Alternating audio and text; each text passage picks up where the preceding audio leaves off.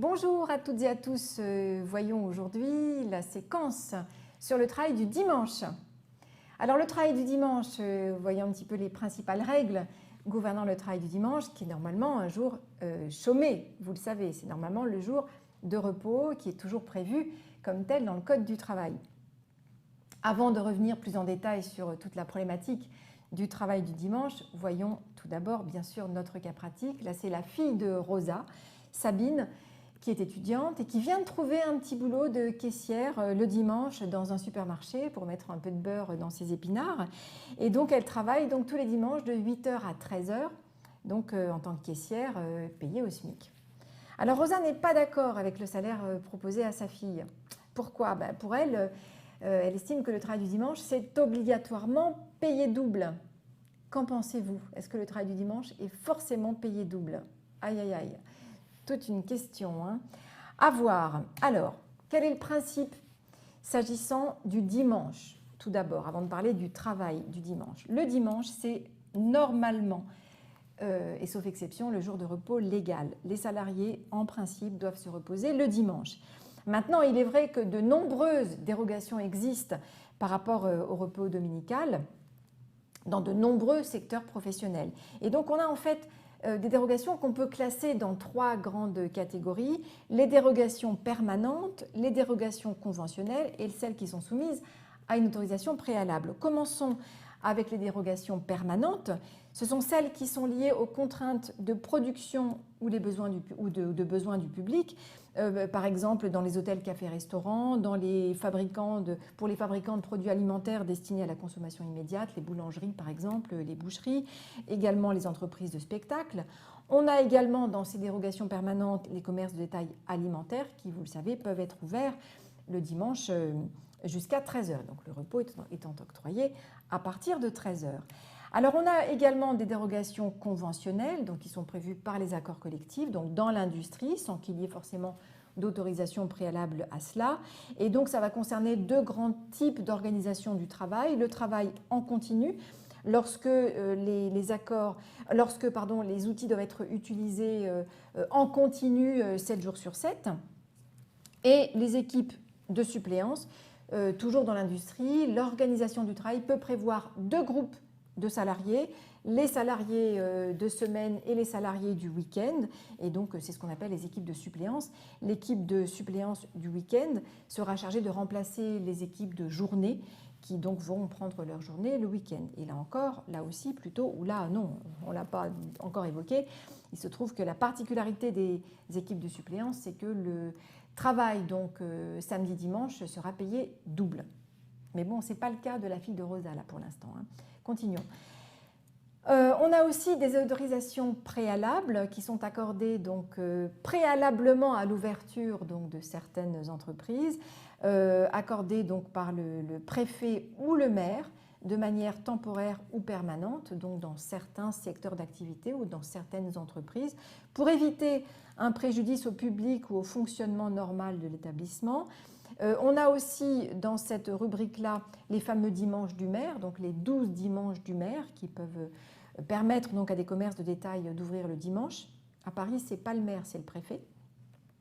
Ou alors on a des dérogations qui reposent sur des fondements géographiques par rapport à l'ouverture possible donc le dimanche dans des zones touristiques internationales, dans des zones commerciales, dans des zones touristiques ou bien dans certaines gares. Un mot sur les rémunérations liées au dimanche, parce que c'est tout de même ce qui intéresse le plus les salariés, bien sûr.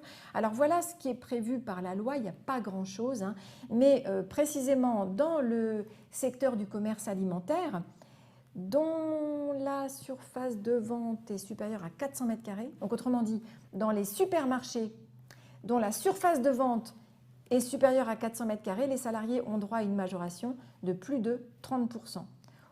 Plus éventuellement si les accords collectifs sont plus favorables, mais minimum, nous dit le Code du travail, plus de 30%.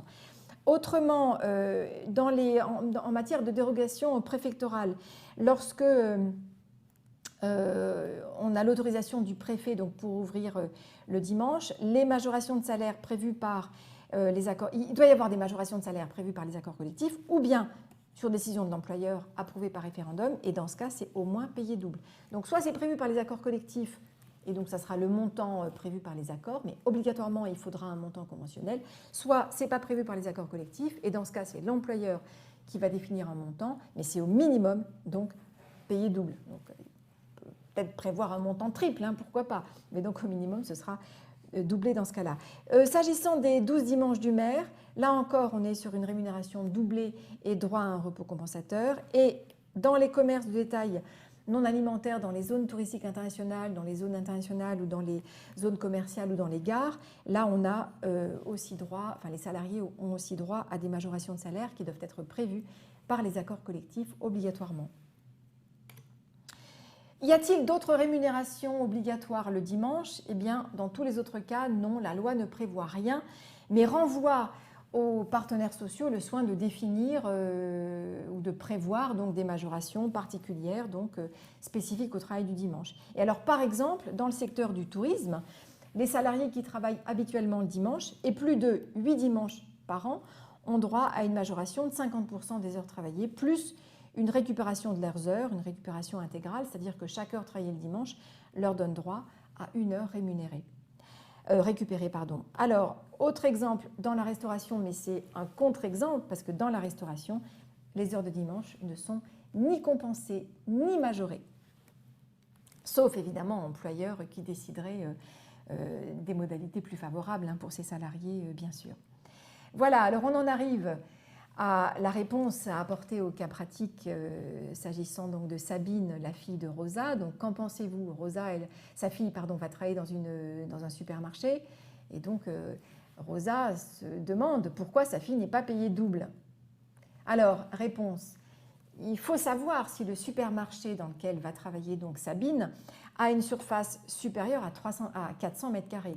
Parce que si oui, Rosa aura droit à une majoration, sa fille, elle aura droit à une majoration, non pas de 50% ni 100% comme l'espère Rosa, sa mère, mais une majoration de plus de 30%, parce que c'est ce que dit le Code du travail, c'est le minimum lorsque donc on se trouve dans ce type donc de grande surface. Donc, enfin, grande surface, 400 mètres carrés, ce n'est pas forcément une grande surface, mais donc c'est le critère pour qu'il y ait donc obligatoirement une majoration donc, du travail du dimanche dans ces secteurs-là.